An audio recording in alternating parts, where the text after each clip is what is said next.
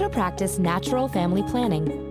Couples who don't want to use artificial means of contraception like hormonal birth control or condoms can manage their fertility by checking for signs they're ovulating. See which natural method may be right for you.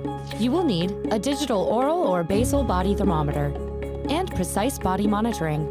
Optional, cycle beads. Step 1. Know what natural family planning is, monitoring your ovulation cycle and planning sexual intercourse accordingly. Track your patterns for at least one menstrual cycle before relying on such a practice for birth control.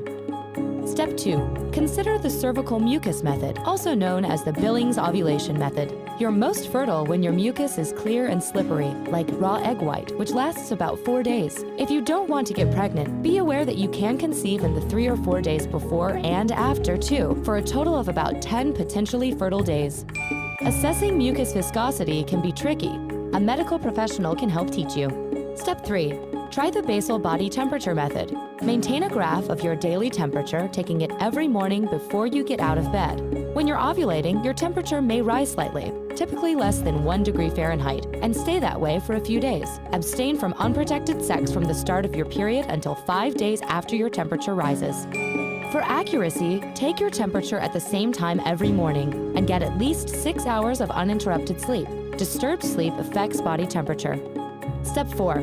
If you have regular menstrual cycles that last between 26 and 32 days, consider the rhythm method, also known as the calendar method. To practice it, subtract 18 from the total number of days in your shortest cycle and subtract 11 from the total number of days in your longest cycle. To help prevent pregnancy, forgo unprotected sex on the days within that range, usually from the 8th day after your period begins through the 19th or 20th day. Consider using cycle beads, 33 colored beads that help you keep track of safe and unsafe days. Step 5.